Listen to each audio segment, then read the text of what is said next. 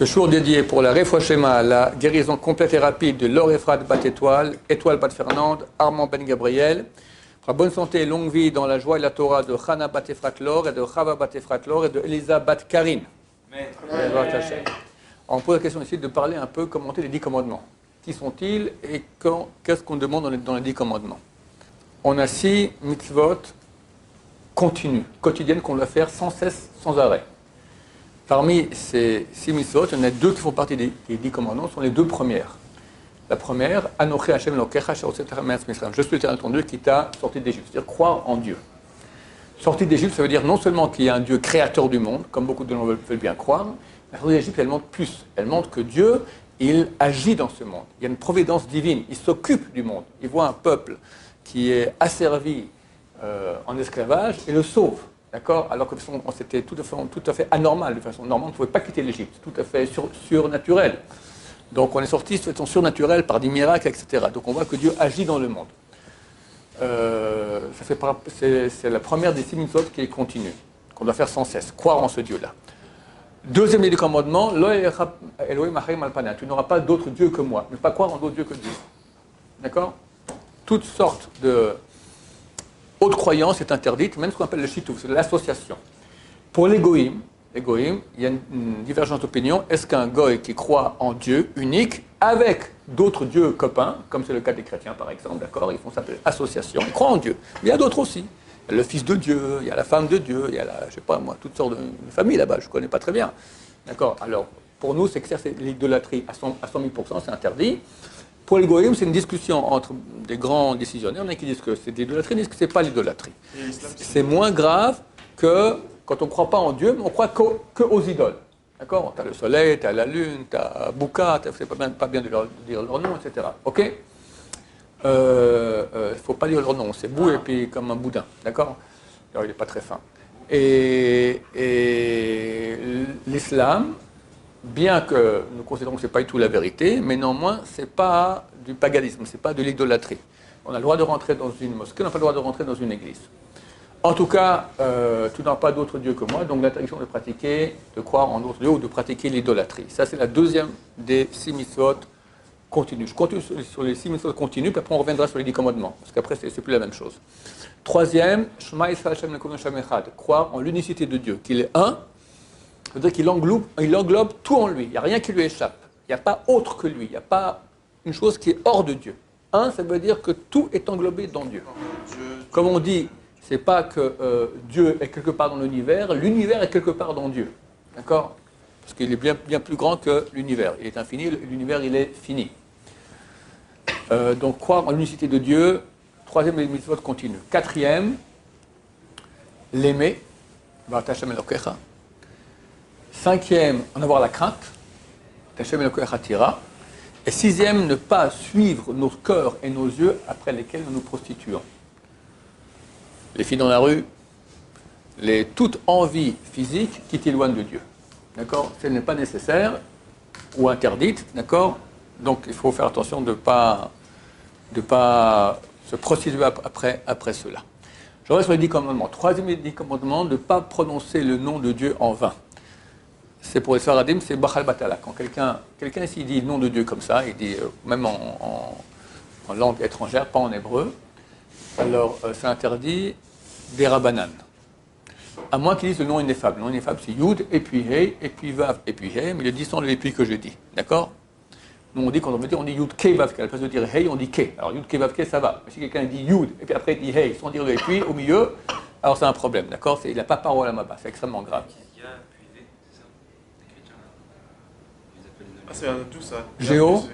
Non, les chrétiens, comment ils appellent notre Dieu? Ils disent Ya, V. Ouais, il faut pas le dire. Ah ouais, il faut pas le dire, ouais.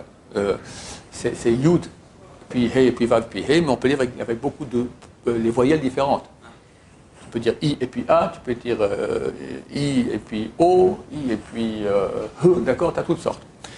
Oui. Il y a énormément aussi de gens, là, n'importe où, des juifs, quand ils disent, par exemple en arabe, Wada, ça veut dire ils disent avec le L, pas à la place du D. Ouais. Ils disent ça, ben ça c'est hyper interdit parce que en fait ça s'appelle jurer sur le nom de Dieu. Ouais. Du coup ils le disent normalement, mais c'est hyper grave de le dire. Ouais. Entre parenthèses, pas dans cet interdit-là, mais c'est une maladie française de dire je te jure, ou je vous jure, sur la tête sur la Torah, d'accord? C'est extrêmement grave. On ne jure pas jamais. Dans aucun cas on jure. Même dans les tribunaux rabbiniques, qui des fois, dans certains cas, on fait jurer la personne, ça fait plus de 1500 ans qu'on ne fait plus jurer plus personne. Tellement c'est grave de jurer. En tout cas, le troisième des commandements, c'est prononcer le nom de Dieu en vain. Alors, ou dire Yud Kevavke à la place de que tu dis Hey, ou faire une bracha, une bénédiction en vain. D'accord? Pourquoi on va dire Hachem? Pardon? Pourquoi on va dire Hachem? Hachem, c'est rien. Hachem, c'est le nom. Le nom, c'est le nom. D'accord? Ça ne veut rien dire, le nom. Le nom, on fait allusion au nom, mais on ne dit pas le nom. D'accord? Maintenant, quand tu dis le nom de Dieu, tu vas dire maintenant Ado et puis Naï. Comme ça, pour rien. Ou en français, ou en anglais, ou en allemand, etc. Alors, c'est interdit des Rabbanan. Ce n'est pas interdit par les 10 commandements, c'est interdit par les sages d'Israël. Ashkenazim, c'est le contraire. Eux, ils disent, chacun va d'après des grands décisionnaires médiévaux, ils disent que quand tu fais une bracha et batala, c'est des Rabbanan, parce que ça sauve, en fin de compte, tu n'as pas fait rien de mal, tu as béni Dieu. Quand tu dis le nom de Dieu comme ça, alors là, c'est l'interdit qui est grave. C'est écrit que lorsque le troisième commandement a été dit, toute la terre a tremblé. Tellement c'est grave, il faut donc faire attention de ne pas prononcer le nom de Dieu en vain. 4 10 commandements, après qu'on entend ces choses extraordinaires sur Dieu, c'est quoi la mission peut-être en tout cas une des plus graves qu'il y a dans toute la Torah et la plus bénéfique? Non, avant Le vol. Shabbat. Shabbat. Shabbat. Et dans le commandement, c'est marqué Shabbat, toi, tes animaux. Beaucoup de gens ne savent pas que les animaux aussi, ils ont une interdiction. Quelqu'un maintenant, il a, je ne sais pas moi, il a son chat. Et il le prend dehors pour aller faire ses besoins. Il a mis un petit collier sympathique, comme ça, d'accord? Il fait un interdit, comme si lui sortait maintenant avec un mouchoir dans la poche, dans la rue. Mais c'est son chat. Il n'y a aucune différence entre le chat et lui. D'accord? De même que nous, on n'a pas le droit de faire des choses interdites Shabbat, de même nos animaux n'ont pas le droit de le faire. On peut faire porter nos enfants. Alors, un enfant qui peut marcher lui-même, si on le porte, c'est interdit des Rabbanan. Si on lui fait porter un sac ou quelque chose. Non, c'est bien sûr que c'est interdit. Bien sûr. Tu dis que c'était- Non, on ne va pas leur faire, on peut pas faire un interdit à nos enfants. Par exemple, tu allumes la lumière, tu la mets près, un petit bébé qui ne comprend rien, tu le mets près de l'interrupteur. Non, c'est ok. C'est la même chose.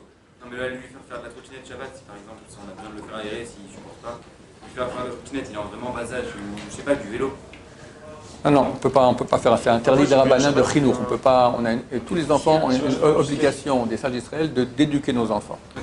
Et Ok. là, vous avez dit que si un enfant il sait marcher, on n'a pas le droit de le porter. Mais j'ai entendu. C'est des Rabbanan. S'il ne peut pas marcher, on le porte, c'est de la Torah. S'il peut marcher, on le porte, c'est des Rabbanan. Ah, dans tous les cas, s'il ne marche pas, on peut le porter pour aller à la synagogue. Non, encore moins. Quand il ne peut pas marcher, alors c'est comme une pierre. C'est beaucoup plus grave. Quand il peut marcher, tu le portes, c'est moins grave. C'est pas permis, mais c'est moins grave. Compris? Un bébé qui peut marcher que tu portes, un enfant il a 3 ans, tu le portes maintenant sur tes épaules, c'est interdit. C'est moins grave qu'un bébé de 6 mois qui ne sait pas marcher. Parce qu'il y a une tonne de gens que quand ils accompagnent leur enfant à la synagogue, par exemple pour un Shabbat Khatan, et sur le retour, le petit dort. Où il marche, il est fatigué, il dit je suis fatigué papa. Où il le porte tous en général. Ils disent que c'est moins grave parce qu'il sait marcher, mais dans le sens où. C'est interdit des ça reste Rabbanan. interdit quand même. C'est quand même interdit des Rabbanan. 5e des commandements, honore ton père et ta mère. Super grave. La première colonne, les 5 interdits de la première colonne des 10 commandements concernent notre relation avec Dieu. Après, les 5 autres concernent nos relations avec l'homme. On voit que Dieu a mis honorer son père et sa mère dans la colonne de Dieu, du genre, ils sont mes associés pour ta création. Notre père et notre mère, c'est comme Dieu. On doit super, et encore un peu plus, faire beaucoup de kibbutz avem, et personne n'arrive au niveau qu'il faut arriver. Personne n'arrive. Tu sais que même Esav, Esav. au pied du lit de sa mère pour qu'elle monte sur lui et sur son dos pour qu'elle arrive à son lit. Ça, c'est un des Tanaïm qui faisait ça, et on leur dit, t'es pas arrivé à 1% de ce que faisait Esav. Ah, D'accord? ok, d'accord. Ouais. Ah oui, Il y en a un, il mettait ses mains sur la boue comme ça pour que sa mère Rabbi Tarfon, mettait ses mains dans une flaque de boue pour que sa mère passe sur ses mains, pour ne pas se salir. Et on leur dit, t'es pas arrivé à 1% de ce que faisait Esav Aracha. D'accord? Tout le mérite du monde occidental aujourd'hui, on dit, ça vient du fait de tout le kibbutz avem qu'il a fait Esav Aracha. Donc, mitzvah très importante, et Rabbi Yochanan Agmara, il a dit, heureux sont les orphelins. Parce que la barre est tellement haute que c'est très dur de s'en sortir avec ça. Oui. Pourquoi on a mis le père avant? Parce qu'en général, le père, c'est celui. Alors, il y a 2 mitzvot. Il y a une de kavod, d'honorer, et une d'avoir la crainte. Dans l'honneur, on met d'abord le père, parce que le fils, il honore plus sa mère que son père. Parce que la mère, elle est sympa, elle lui donne chocolat à manger, tout ça. Alors, il a tendance à plus honorer sa mère que son père. Dans la crainte, on met d'abord la mère, après le père. Parce qu'on a plus crainte de son père que sa mère. La Torah dit exactement le contraire. Tu vas honorer plus ton père et craindre plus ta mère. Bezrat Hashem. 6e des 10 commandements. L'autre ne pas assassiner. Bon, comme ça s'entend. 7e des 10 commandements. Par rapport à tu n'auras pas d'autres dieux que moi, tu n'auras pas d'autres femmes que ta femme. C'est-à-dire que la femme, c'est l'interdiction, c'est pour la femme de se marier, enfin, une relation avec l'adultère. D'accord, une femme mariée qui est avec un homme. Un homme marié avec une autre femme qui n'est pas mariée, il n'a pas fait l'adultère. Il a trompé sa femme. Et sa femme, c'est femme inténida, et bon, c'est beaucoup d'interdits extrêmement graves. Mais ce n'est pas l'adultère. Par contre, s'il est avec une femme qui est mariée, alors c'est l'adultère, et Hachem Ishmor, c'est extrêmement grave. 8e du commandement, Lot Ignov. C'est quoi Lot Ignov? Tu ne voleras point. Maman m'avait expliqué. C'est quoi pas voler? C'est kidnapper une personne. Exactement. L'interdiction de voler de l'argent ou des biens, etc., c'est Lot Ignovu. C'est marqué par la Torah au pluriel. Là, Lot Ignov au singulier, c'est ne pas kidnapper. La Gemara dit d'où on sait que c'est un vol de personne et pas un vol d'objet. Il dit regarde le contexte. On a 13 articles par lesquels on explique la Torah. Rabbi Ishmael, ceux qui viennent suffisamment tôt avant la prière, ils font tracer de Rabbi Ishmael Omer. Et il y a d'abord l'Emed Minyano. On apprend une chose de Inyano du contexte. Tu prends les mitzvot qu'il y a avant et après l'Otignov, ce sont tous des mitzvot, des péchés qui sont sanctionnés par la peine capitale. Tuer, adultère, etc. Donc là aussi, celui qui va et qui kidnappe quelqu'un d'autre, il le kidnappe et l'utilise. Tiens, passe-moi le balai. Ou il le vend. D'accord? S'il a seulement kidnappé, il n'a pas fait l'interdit. Enfin, il a fait l'interdit, mais pas peine capitale. Peine capitale, à l'époque du temps, pour aujourd'hui, il le kidnappe et ou il le vend, ou il le fait faire un travail. Ça, c'est l'interdiction de l'Otignov. Ensuite, lo ta'ane beracha et shaker, ne pas faire un faux témoignage.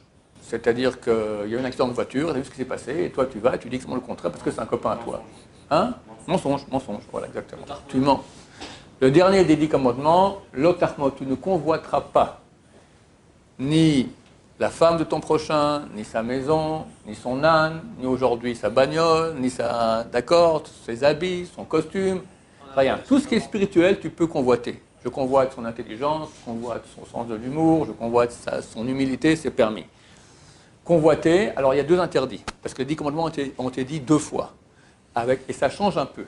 Enfin, ils ont été dit une fois, mais Dieu a dit des fois 2 paroles dans une. Par exemple, une fois c'est marqué au propos du Shabbat, Zachor Yom Shabbat, souviens-toi du jour du Shabbat, et c'est marqué Shamor, garde le jour du Shabbat. Souviens-toi et garde. C'est marqué, les 2 ont été dit ensemble. C'est une chose qu'aucun être humain ne peut faire, mais Dieu peut le faire. Nous, on a les 2 versions des 10 commandements, une dans Parashat Yitro, dans le livre de Shemot, une dans Parashat Vayetchanan, dans le livre de Devarim. Alors, à propos du dernier des 10 commandements, une fois c'est marqué Lo Tachmod, tu ne convoiteras pas, une fois c'est marqué Lo Titave, tu n'auras pas envie. Envie, tave, c'est la même racine, enfin, le français vient de l'hébreu, Lo Titave, tu n'auras pas envie de ce qui appartient à ton prochain. Quelle différence entre les 2? L'interdiction, elle est, si maintenant je vois une belle voiture chez mon voisin et chez mon copain, et j'aurais bien avoir une voiture pareille, c'est pas bien. C'est pas bien, mais tu n'as pas transgressé le 10e des 10 commandements. L'interdiction des 10 commandements, elle est comme ça. Elle est que, par exemple, voilà, on va dire Samuel, il a une belle voiture. Attends, si je peux acheter cette voiture-là au magasin, alors il n'y a pas aucun problème. On va dire il a une voiture spéciale. Elle a appartenu au Rav Ovadia Yosef. D'accord? C'est une voiture spéciale, c'est un truc, voilà. D'accord? Attends, moi, il s'est assis dessus, le Rav, il s'est assis dessus, fantastique. Alors je commence à réfléchir comment je vais faire pour l'avoir. Maintenant, si je demande, écoute, je te l'achète 1 demi-million. Il dit non, elle n'est pas à vendre. Je l'achète 2 millions. Je réfléchis un peu, dit non, elle n'est pas à vendre. Je te l'achète 10 millions. C'est bon. T'acceptes. Je te donne 10 millions. J'ai transgressé l'interdit. Bien que tu as accepté. L'interdiction, elle est, si on s'est opposé à notre demande 2 fois, il y a eu 2 refus, tu n'as pas le droit d'aller une 3e fois lui demander. Si tu demandes, tu transgresses l'interdit, bien que le type il a accepté. Non seulement accepté, 10 millions me vient, mais tu veux plus. Non, le Rav m'a dit que je ne pouvais pas. Non, mais moi je te la donne, je suis d'accord. Tu me supplies de te l'acheter, c'est interdit. Maintenant, quels sont les 2 interdits? Un interdit, c'est quand tu vas la 3e fois et tu fais ta demande, d'accord? L'autre interdit, c'est que tu n'as même pas fait, tu as juste préparé. C'est-à-dire, s'il me dit non, je lui dis 500 000. Après, je lui dis 2. Après, troisième fois, je lui dis 10 millions. D'accord? Tu as préparé dans la tête comment te faire pour obtenir le truc. Rien que la machination que tu es en train de préparer, là, tu transgresses déjà l'interdit. Et de dire pourquoi lui et pas moi, c'est une Ça, c'est un autre interdit de ne pas être jaloux. Celui qui est jaloux, alors ses os pourrissent. D'accord? Dans la tombe d'abord, et même dans la vie. C'est-à-dire, Etsem, les os, c'est son lui-même. Parce qu'au lieu de s'occuper de lui-même, ce que lui a donné, il aimerait bien voir ce que l'autre a, et il n'est pas content de ce qu'il a. Donc, quelque part, il va pas. Ce qu'il a, c'est qu'il a reçu comme outil pour faire sa vie. Il va délaisser ses outils pour essayer d'avoir les outils de l'autre, qui ne sont pas ses outils pour réussir sa vie.